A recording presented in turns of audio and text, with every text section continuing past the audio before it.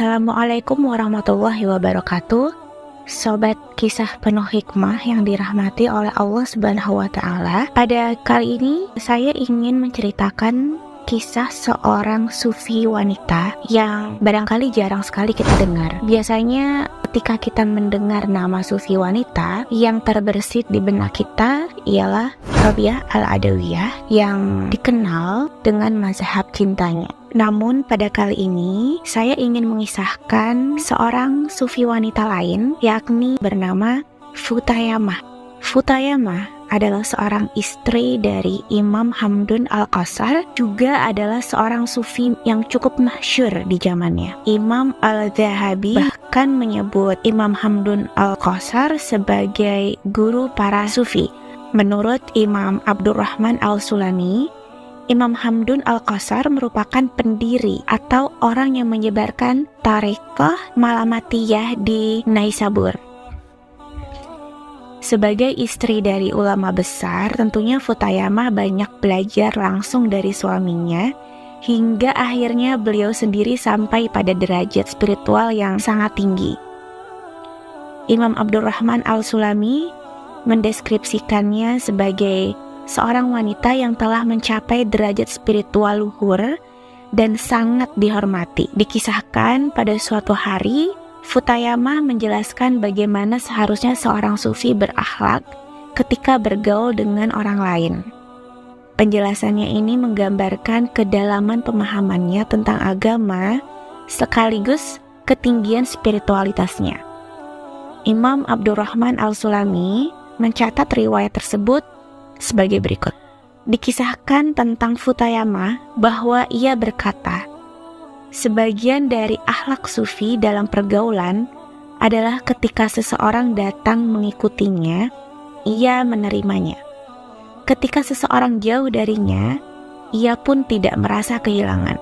Seorang sufi harus menerima siapapun yang datang kepadanya, terlepas dari latar belakang dan kejahatan yang pernah dilakukan oleh orang tersebut. Sebab kedatangan tersebut mengandung makna yang tidak tunggal.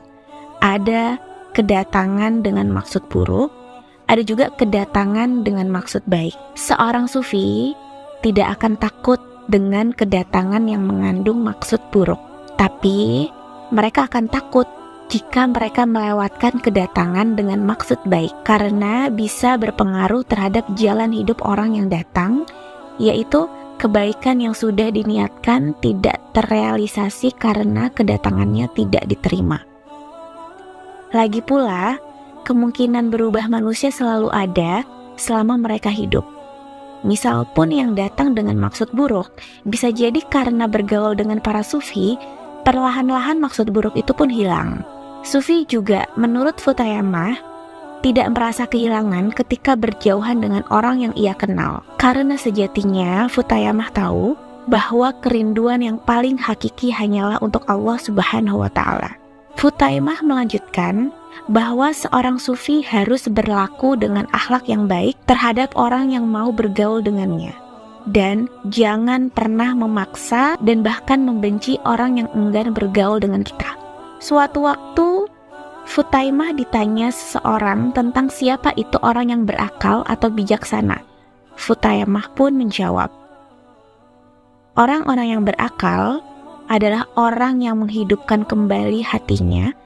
Menghidupkan hati di sini tidak ubahnya seperti menghidupkan lagi lahan yang telah lama mati. Kita tahu kalau hati merupakan rumah berbagai watak, baik positif dan negatif. Bergaul dengan orang jahat bisa mempengaruhi hati dan membuat suara hati menjadi lirih. Begitupun bergaul dengan orang yang baik, apalagi jika ia seorang bijak bestari. Hati akan terpengaruh ke arah kebaikan, yang semula sekarat menjadi sembuh, yang semula statis menjadi naik, yang semula mati menjadi kembali hidup. Dari cerita Futhayamah, seharusnya kisah beliau dapat menjadi bukti bahwa wanita yang menikah pun bisa mencapai tingkatan spiritual yang cukup tinggi. Menikah tidak menghalangi cinta seorang wanita kepada Tuhannya. tidak juga menghalangi peran sosialnya sebagai ulama wanita yang mengamalkan dan mengajarkan ilmunya hingga warisannya masih bisa dipelajari dan diteladani oleh generasi berikutnya.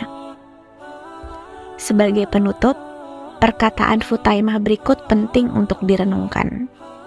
Seseorang yang telah melihat dengan jelas nikmat-nikmat Allah Subhanahu wa Ta'ala kepadanya, ia pasti akan menyibukkan diri untuk mempertahankan rasa terima kasihnya, yakni dengan bersyukur atas nikmat-nikmat itu dibandingkan segala sesuatu lainnya. Wallahu alam bisyawab. Semoga kisah ini dapat memberikan pelajaran kepada kita semua. Wassalamualaikum warahmatullahi wabarakatuh.